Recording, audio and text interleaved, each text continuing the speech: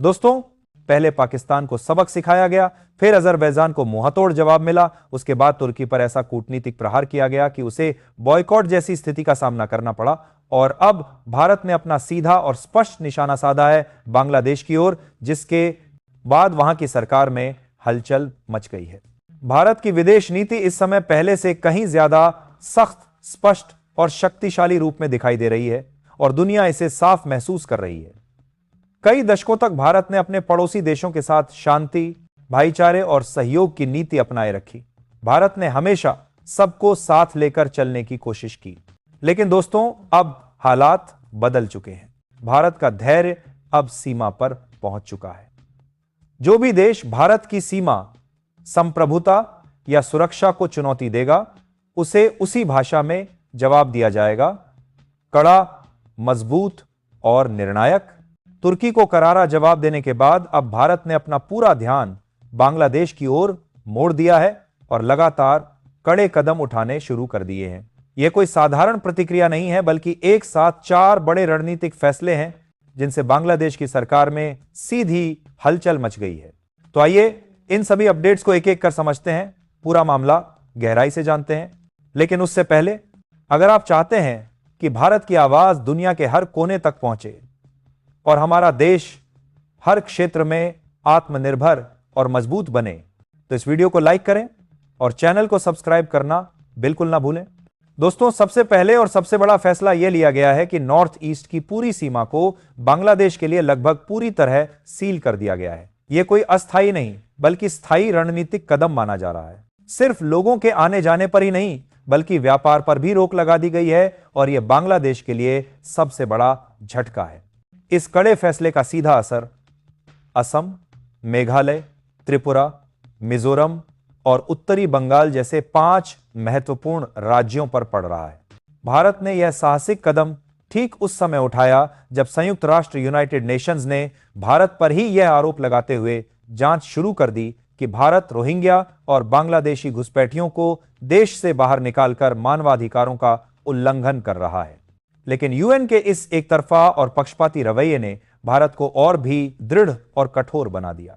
भारत ने अब साफ संदेश दे दिया है, देश की सीमा में कोई भी अवैध व्यक्ति नहीं रहेगा और न ही इसे किसी भी कीमत पर बर्दाश्त किया जाएगा।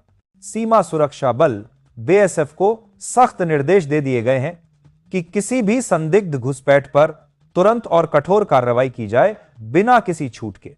भारत और बांग्लादेश के रिश्ते अब एक ऐसे नाजुक और निर्णायक मोड़ पर पहुंच चुके हैं जहां से वापसी बेहद कठिन दिखाई देती है। भारतीय सरकार ने बांग्लादेश से आने वाले कई महत्वपूर्ण उत्पादों पर अचानक कठोर प्रतिबंध लगा दिए हैं, जिससे बांग्लादेश की अर्थव्यवस्था पर सीधा प्रभाव पड़ने वाला है। इन प्रतिबंधों में रेडीमेड कपड़े, लकड़ी का फर्नीचर, प्लास्टिक और पीवीसी उत्पाद, फ्रूट जूस, चिप्स, बिस्किट और सूती धागे जैसे बड़े उत्पाद शामिल हैं, जो अब तक भारत में भारी मात्रा में आते थे। पहले यह व्यापार सालाना लगभग 100 करोड़ से भी अधिक था और दोनों देशों के लिए लाभकारी माना जाता था।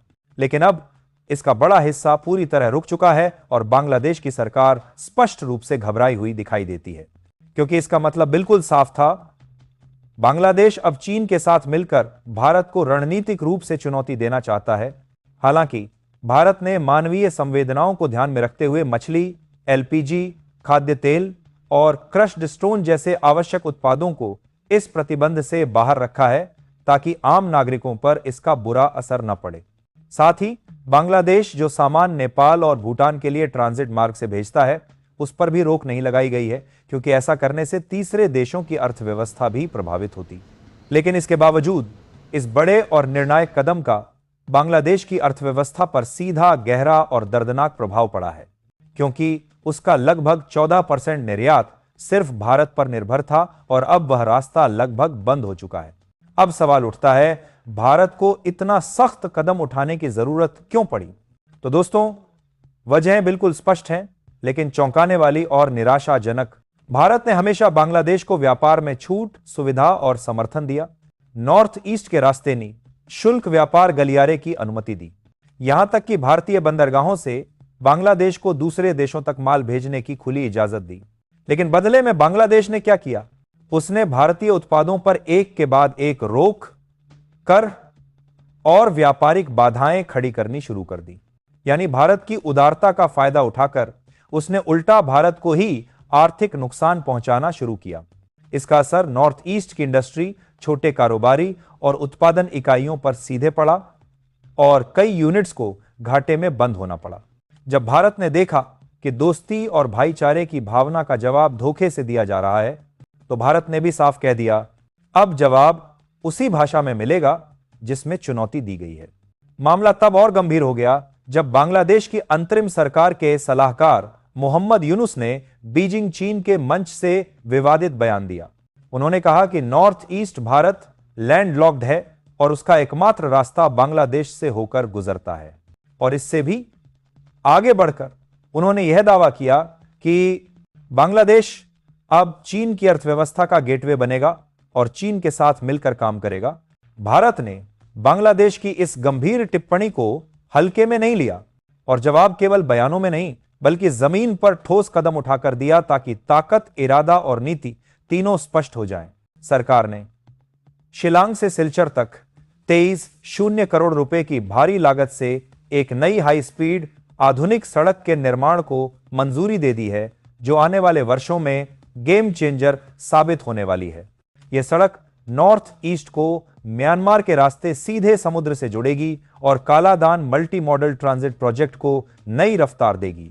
इसका मतलब साफ है, पूर्वोत्तर भारत को अब बांग्लादेश के रास्तों पर निर्भर नहीं रहना पड़ेगा। भारत ने आत्मनिर्भरता का मार्ग खुद तैयार कर लिया है। यानी भारत की नीति अब बिल्कुल स्पष्ट है। कोई भी देश भारत की भौगोलिक स्थिति या आर्थिक जरूरतों को हथियार बनाकर भारत पर दबाव नहीं डाल सकेगा। भारत हर साल बांग्लादेश से लगभग $700 मिलियन मूल्य के रेडीमेड गारमेंट्स आयात करता था, लेकिन अब भारत ने दृढ़ निर्णय लिया है कि यह व्यापार सिर्फ समुद्री बंदरगाहों जैसे कोलकाता और नहावा शेवा के माध्यम से होगा। लैंड रूट पूरी तरह बंद। इससे नॉर्थ ईस्ट की स्थानीय उद्योगों को सीधा बड़ा फायदा होगा और घरेलू उत्पादन को मजबूत बढ़ावा मिलेगा। इन फैसलों का असर बांग्लादेश की अर्थव्यवस्था पर साफ दिखाई देना शुरू हो गया है। उनके कुल निर्यात का लगभग 25% हिस्सा रेडीमेड गारमेंट से आता है और भारत उस बाजार का एक मुख्य हिस्सा था। अगर यह प्रतिबंध जारी रहता है तो बांग्लादेश को हर महीने करोड़ों डॉलर का नुकसान होगा और अर्थव्यवस्था डगमगाने लगेगी। उधर भारत का संदेश बेहद स्पष्ट है। जो भी देश चीन के साथ खड़ा होकर भारत को चुनौती देगा, उसे भारत से किसी भी तरह का आर्थिक समर्थन नहीं मिलेगा और उसे अपने फैसले की कीमत चुकानी होगी। तिराना अपने फैसले की कीमत चुकानी होगी। लेकिन उल्टा बांग्लादेश ने अब वही भाषा अपनानी शुरू कर दी है जो हाल ही में संयुक्त राष्ट्र ने भारत के खिलाफ इस्तेमाल की थी। बांग्लादेश के गृह मामलों के सलाहकार ने आरोप लगाया कि भारत अपने ही नागरिकों को पुश इन के जरिए बांग्लादेश में भेज रहा है। उन्होंने यह विवादित बयान सातखीरा जिले में फ्लोटिंग बॉर्डर आउटपोस्ट के उद्घाटन के दौरान दिया, जो साफ दर्शाता है कि तनाव अब कूटनीतिक स्तर से बढ़कर सुरक्षा स्तर तक पहुंच चुका है। उन्होंने धमकी भरे लहजे में कहा कि अगर कोई भारतीय नागरिक अवैध रूप से बांग्लादेश में पाया गया तो उसे कूटनीतिक प्रक्रिया के तहत तुरंत वापस भेज दिया जाएगा और किसी भी तरह की राहत या छूट नहीं दी जाएगी। यह बयान कूटनीति के लिहाज से बेहद संवेदनशील और चिंताजनक है, क्योंकि पुश इन का मतलब होता है किसी व्यक्ति को बिना सहमति के जबरन दूसरे देश की सीमा में धकेल देना। बांग्लादेश की ओर से यह आरोप नया नहीं है, लेकिन इस बार यह बयान ठीक ऐसे समय आया है जब भारत अवैध प्रवासियों पर सख्त और निर्णायक कार्रवाई कर रहा है। आधिकारिक रिपोर्टों के अनुसार असम और त्रिपुरा में लगभग 50 लाख से अधिक संदिग्ध बांग्लादेशी नागरिक अवैध रूप से रह रहे हैं, जो किसी भी देश के लिए एक गंभीर जनसांख्यिकीय और सुरक्षा चुनौती है। भारत ने अब स्पष्ट कर दिया है, अवैध तरीके से रहने वालों को देश छोड़ना ही होगा। ना समझौता होगा ना ढील।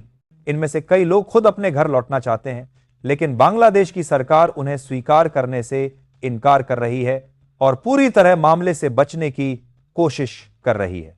भारत ने संयुक्त राष्ट्र को भी स्पष्ट संदेश दिया है, अगर आपको इन शरणार्थियों की इतनी चिंता है तो आप इनकी जिम्मेदारी खुद लें और इनकी देखभाल करें।